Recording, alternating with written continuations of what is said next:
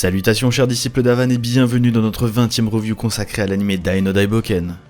Cet épisode intitulé Avant de pouvoir tout trancher a été diffusé le 20 février 2021 et nous présente la fin du combat de Dai contre le terrible Flézard.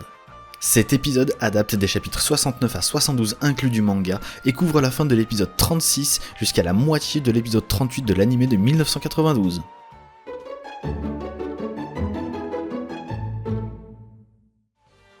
Ce 20e épisode est le 3e réalisé par Hiroyuki Kakudo. Le réalisateur de Digimon avait auparavant mis en scène les épisodes 7 et 14. Ces épisodes n'ont pas forcément une aura spéciale comme ceux de Yuta Tanaka comme lors de l'épisode précédent. Cependant, Kakudo a toujours su s'entourer de bons animateurs. Cette semaine, nous pouvons particulièrement en citer deux, Noboru Koizumi à la direction de l'animation et sa femme Kyokyo Izumi. Ce couple avait participé aux épisodes 4 et 14, tous deux en tant que simples animateurs. Bien qu'assisté par 4 autres animateurs, la majorité de cet épisode 20 était dessinée par ces deux personnes. Nous pouvons clairement assumer que la majorité des scènes d'action de la partie A est dessinée par Koizumi, pendant que sa femme Izumi s'est chargée de peaufiner les moments de soulagement et de victoire de la partie B. Il est à présent temps d'analyser ce 20e épisode et il y a encore une fois beaucoup de choses à dire. Allez, c'est parti!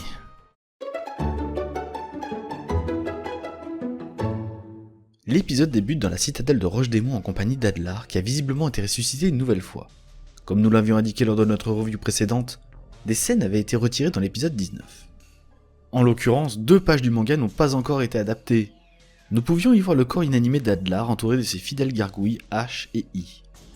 Miss Verne faisait alors son apparition et leur demandait de sortir, ce qui concluait le chapitre 67. Ce passage avait été adapté dans l'anime de 1992. Et d'ailleurs, la mise en scène était assez mystérieuse, on se demandait bien ce que Miss Verne avait derrière la tête.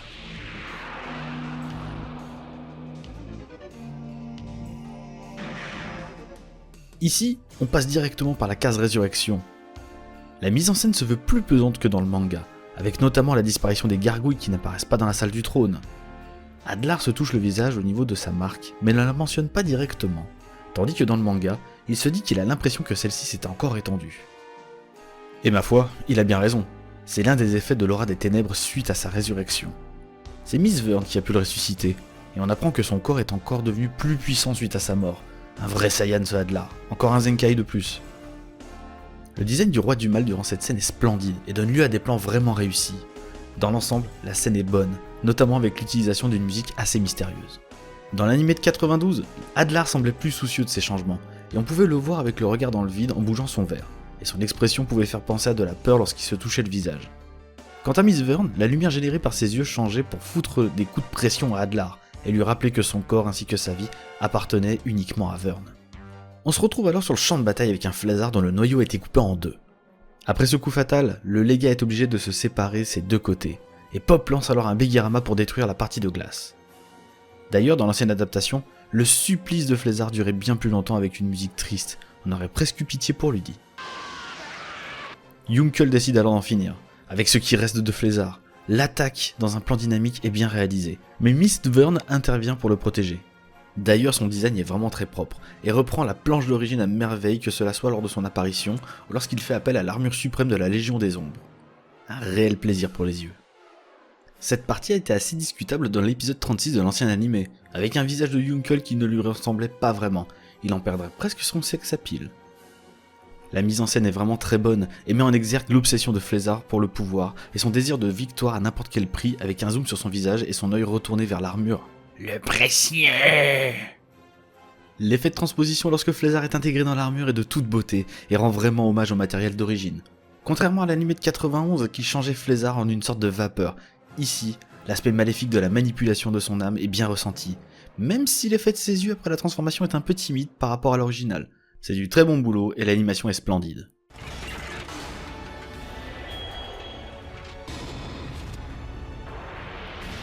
On pourra toutefois reprocher le choix du plan lorsqu'il retombe sur le sol. En effet, dans la planche d'origine, la différence de taille entre sa nouvelle forme et Miss Verne était vraiment visible, ce qui renforçait la sensation de toute puissance. Ici, les premières perspectives ne permettent pas de bien apprécier la taille de ce terrible adversaire. Le travelling de l'ancien animé permettait au contraire de bien prendre conscience du format de l'armure, qui est gigantesque. De plus, la sensation de puissance et de dangerosité était mieux mise en valeur dans le manga, notamment avec des effets de flammes sortant de l'armure et un Flézard qui jubilait suite à son changement de corps. Et c'est à ce moment-là que Baddock débarque, la fleur au fusil. Crocodile le protège de l'assaut de Flézard, et on voit bien à quel point l'armure est énorme, au même titre que la puissance physique qu'elle confère aux Lega. D'ailleurs, la lourdeur des coups portés contre Crocodile est bien ressentie, avec des dessins vraiment magnifiques pour le roi des carnassiers. De même pour les effets de pupilles dilatées qui en disent long sur la détermination de Flézard. Cette séquence est un délice pour les yeux, mais aussi pour les oreilles, encore une fois grâce à Yuki Hayashi et sa nouvelle composition musicale qui porte efficacement l'action. Flézard s'amuse comme un petit fou sur le champ de bataille en rossant Crocodile, Pop et Yunkel, dont l'armure se fait d'ailleurs défoncer en un seul coup. C'est d'ailleurs fait peut-être un peu trop rapidement, on aurait bien aimé un plan dédié à cette destruction inattendue qui aurait repris la planche d'origine. Totalement enivré par ce déluge de puissance, Flézard exulte et en vient déjà à planifier sa rébellion contre Miss Vern avec un très beau plan. Dans le manga, celui-ci était sur un fond noir, et permettait de créer une mise en scène propice au secret et à l'introspection. Mais quand on voit ce que ça a donné dans l'anime de 91, on dit que c'est pas plus mal comme ça en fait. Dai se prend un méchant coup enflammé avec une animation de toute beauté qui sublime les planches. Malgré la violence du coup, il comprend inconsciemment qu'il a déjà gagné. Il réussit alors à éviter tous les coups de Flézard avec une grande facilité, et nous sommes embarqués par une superbe musique pour accompagner la domination du combat par notre héros. La scène est parfaitement exécutée et donne même une meilleure sensation de maîtrise et de fluidité que dans le manga. Nous arrivons alors à un des moments clés du manga, le tout premier Avance Trash complet de notre héros. Après le magnifique Avance Trash de l'épisode 5, nous nous attendons à une scène absolument extraordinaire. La préparation du coup est maîtrisée, avec le thème signature de Dai qui retentit, et accompagnant des flashbacks rapides résumant les 3 arcanes d'Avan. Dai charge son coup, Flézard fonce sur lui, la tension est à son comble avec de superbes plans, notamment Crocodile retenant son souffle, et un Dai les yeux fermés pour le moment que nous attendons tous. Regardez-moi, maître Avan. La manière dont Dai ouvre les yeux est intéressante, donnant ainsi l'impression qu'au moment où ses yeux seront visibles, l'Avance Trash lui sera acquis. Et finalement, Dai envoie son attaque dans un déluge de lumière aux couleurs multiples. Mais il faut l'avouer, celui de l'épisode 5, bien qu'incomplet, était bien plus impressionnant dans sa réalisation. Nous aurions pu avoir un déluge d'émotions et une mise en scène incroyable, mais malheureusement pour cet Avance Trash, ils n'ont pas pris d'énormes risques malgré une très bonne animation. Dans le manga, la double page était magnifique. Le Strash transperce Flézard, digne d'un Kamehameha, et la violence de la technique le projette en arrière avant de le faire voler en éclats. Dans l'adaptation de 92, les cases du manga étaient reprises telles quelles, mais il fallait noter aussi que l'armure du Lega opposait une certaine résistance avant de céder sous l'impact du coup.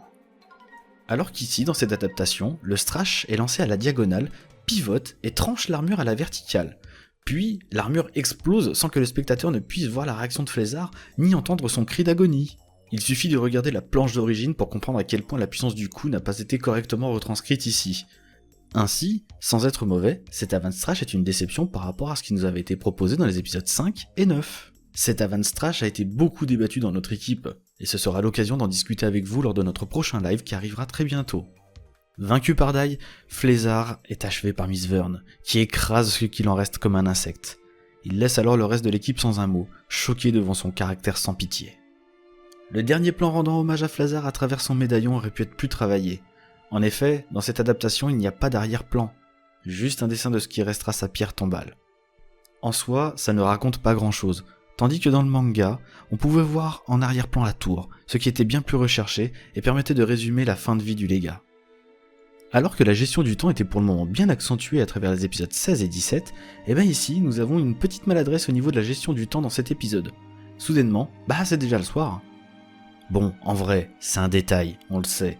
Mais on a véritablement du mal à croire que les héros aient mis longtemps à franchir les marches de la tour, à moins que les escaliers soient aussi longs que ceux dans Senseiya. Dans le manga, on se rendait compte de l'heure qu'à partir de la case où Mam regarde le soleil se coucher. Le cercueil de Leona commence légèrement à fondre, mais ceci n'est pas suffisant. Dans cette adaptation, Crocodile ne reste pas inactif pour autant et va proposer son aide. Mais bon, à part couper en deux, on sait pas trop ce qu'il aurait pu faire. La réaction de Baddock à sa proposition est juste savoureuse et extrêmement logique. On peut d'ailleurs apprécier à ce moment-là la grande carrure de Crocodile, parfaitement mise en avant. C'est vraiment un sans faute sur ce personnage depuis plusieurs épisodes. C'est finalement Mam qui aurait l'idée de charger 2 sorts dans une de ses cartouches. Pop proteste avec une belle tirade expliquant à quel point l'objet est important et qu'il risque d'être détruit. Et c'est là encore une fois très bien interprété par son seiyū Toshiyogi Toyonaga.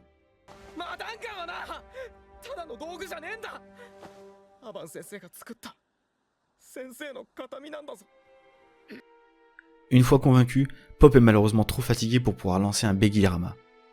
D'ailleurs, dans l'anime de 92, sa réaction était très bien mise en avant. Il y avait un effet graphique appuyé pour montrer qu'il était arrivé au bout de ses limites. C'est finalement Dai qui fera appel au pouvoir de son insigne pour charger la balle, reprenant de fort belle manière la planche d'origine. Le pistolet magique est ainsi sacrifié pour sauver la vie de Leona. L'épisode 37 de l'anime de 92 se terminait d'ailleurs sur un plan reprenant une planche du manga avec le pistolet détruit. Il aura bien servi en tout cas, on lui doit une fière chandelle. De plus, bien que cela ne soit pas montré dans l'œuvre d'origine, on y voyait Matorif et Emi venir chercher l'équipe avec la montgolfière réparée. D'ailleurs, comme vous vous en doutez, dans l'ancienne adaptation, Matorif trouvait cette excuse pour se réfugier dans la poitrine de la jeune sage. Décidément, toutes les occasions étaient bonnes pour ce vieux pervers. Une grande fête avec un copieux festin est organisée, et l'épisode donne le temps à nos héros de se reposer. On retrouve ainsi le sale caractère de Leona, ainsi que Yukle qui se la joue solitaire à la manière d'un Dark Sasuke contre un pilier. Durant la fête, Leona demande à Dai qui est ce mystérieux guerrier, l'occasion pour Yunkel de se présenter. Ce court dialogue semble indiquer d'ailleurs que l'ancien légat des Immortels ne se déplaçait pas lui-même sur les champs de bataille. Cette courte séquence met largement en avant la noblesse d'esprit de Leona, noblesse que révélera Matorif. Yunkel rejoint officiellement la coterie des héros.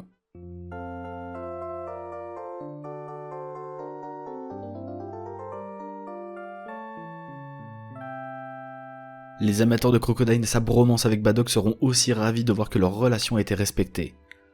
En effet, le vieux soldat ne laisse pas tout seul le roi des carnassiers, et tient à fêter la victoire avec lui. Les planches sont parfaitement respectées, c'est du très bon travail. En revanche, on ne peut pas aborder la fin de soirée sans parler d'une énième censure dans cette adaptation, en l'occurrence l'état d'ébriété de différents personnages. Dans le manga, Matorif y est complètement bourré et danse avec les héros. Ici, on le voit juste embarquer Pop et Dai sans trop comprendre qu'il est bourré. C'est surtout le personnage de Leona qui a été édulcoré. À l'origine, elle se sert du vin sans ménagement et taquine Mam. Dans l'ancienne adaptation, c'est encore pire, c'est une vraie pochetronne.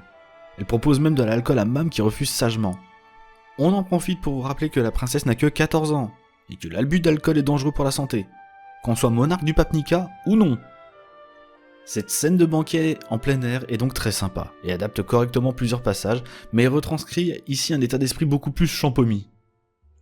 Yonkel et Crocodile partent quant à eux pour la forteresse de Roche-Démon, afin d'espionner l'armée du mal. Mam leur propose son aide, mais il lui rétorque qu'ils seront plus efficaces uniquement à deux. L'épisode se termine dans le royaume de Karl, assiégé par l'armée des super dragons.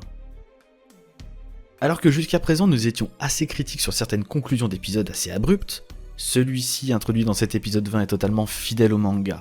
La colère mystérieuse de Baran est très intéressante quant à l'évocation de la marque de Dai, et la musique met parfaitement en valeur l'importance de la scène. Cette fin est donc très efficace et donne envie de voir la suite. La première partie de l'épisode est très intéressante. Nous avons le droit à des plans remarquables sur les héros ainsi que sur Flézard.